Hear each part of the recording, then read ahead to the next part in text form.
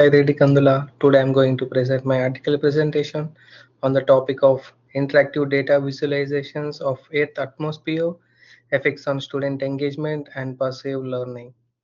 And coming to introduction, the Fluid Earth is an interactive data visualization tool for learning about Earth's atmosphere. It provides users with weather and climate data, allowing them to select different weather variables such as air temperature, wind speed, precipitation, sea surface temperatures. And also, users can view current and historical data, helping them recognize patterns and trends in atmospheric conditions. This tool is also allows zooming, searching locations, and sharing data views, making it a flexible and engaging platform. What makes it special? Because unlike static images or recorded videos, Fluid Earth enables students to interact with the data in real time. It visualizes complex geoscience data in simplified, engaging way, make it easier for students to grasp difficult concepts. And the purpose of this research study is how does interactivity in learning tools affect student engagement and passive learning in science education. And we are majorly focusing on three areas. On one is engagement, and second is passive learning and future use intentions. In engagement, we use interactive website make students more interested and involved in learning compared to passive videos. And in passive learning, we feel like they learn better and understand more when using an interactive tools versus watching a recorded lesson.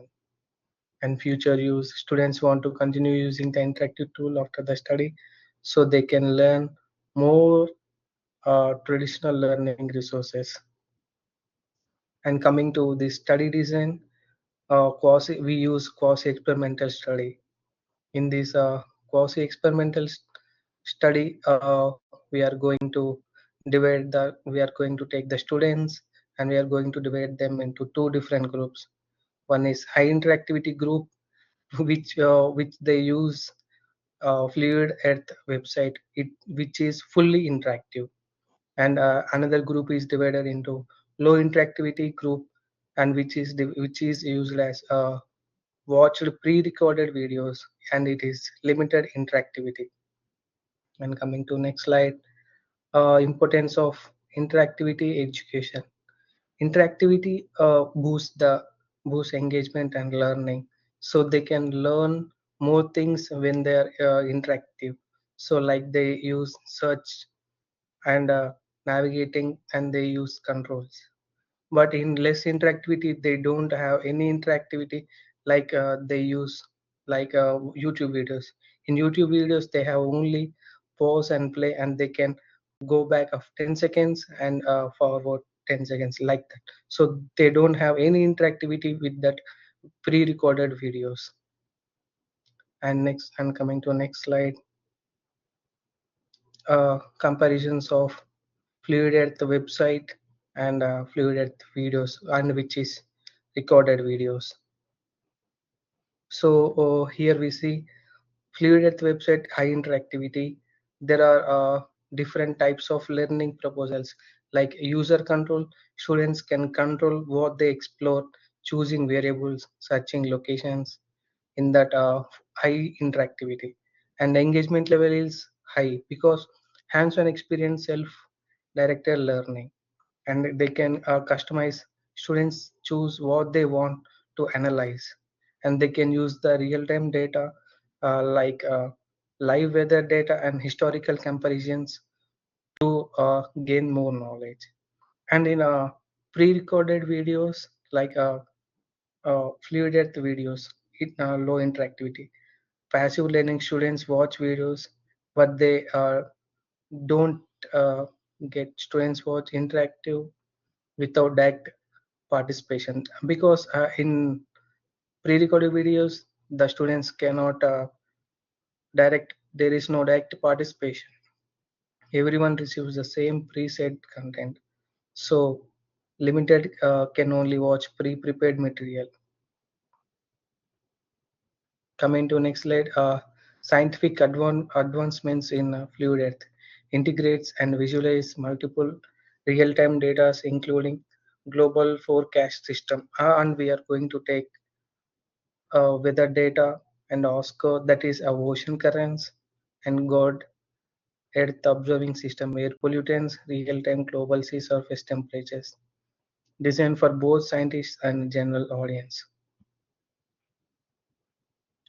And here we are going to take the three different groups of childrens, and we are going to divide it into three different types, like hypothesis H1 and hypothesis H2 and hypothesis H3. And hypothesis in H1 is high interactivity will lead to greater engagement. What does it mean? It means engagement refers to how actively involved, interested, and focused students are while learning. And hypothesis two, and these are higher perceived learning for fluid at the website users. Perceived learning is how much students believe they have learned and understood the material. And hypothesis three is divided as greater interest in using fluid earth in the future. And next, and we have the two conditions. As we told, the students are divided into three different groups, like class A, class B, and class C. And in this class A and class B are using high interactivity website, as I told before, fluid earth website.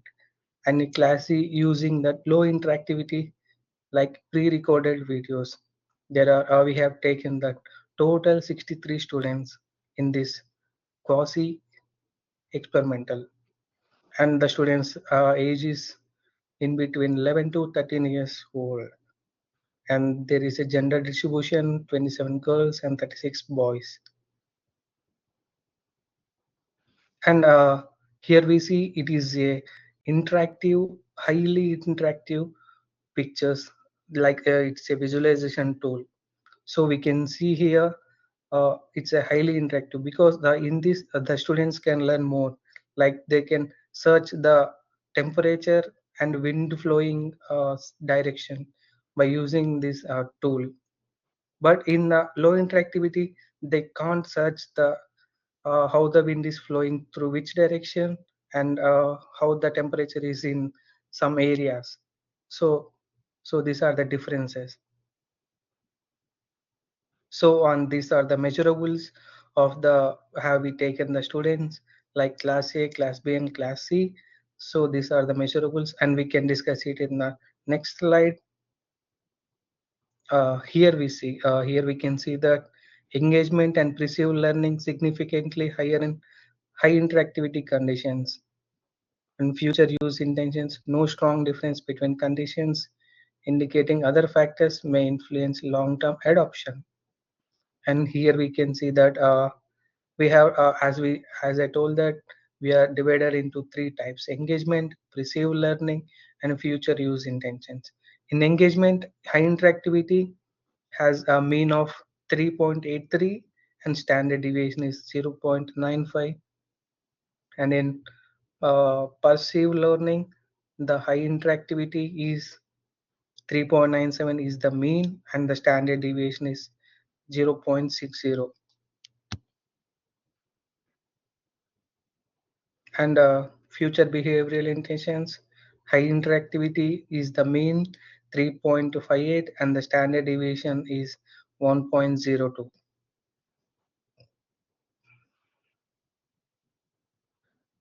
And the next slide under the discussions, and we can see that the higher interactivity preferred consistent with the past studies, and that where the students can learn more things, so they can interact with all the data in the visualization websites. And students like having control over their learning supports theory. And and the low interactivity is like a YouTube video, so they can as I told that they can pause and stop and play like that. Vision is that the students who uses high interactivity websites, so they can get more knowledge, so they can search all those things and they have the more interactivity. But seeing that videos like pre-recorded videos, so they can't get more knowledge on this. And participants are middle school students from two schools, three classes, two grades. And these are the references. And thank you so much for giving this wonderful opportunity to present my article presentation. Thank you. Well, thank you. And that is something we won't have time to do, but it's something important in visualization, in user interfaces, when we deal with people. Running these kind of experiments and see what works and what doesn't. And then in this case, you saw that for some things, they didn't have an objective way of measuring learning, but at least you saw that interactivity with visualization helps the first two criteria, but not the third one, the perceived learning. So thank you.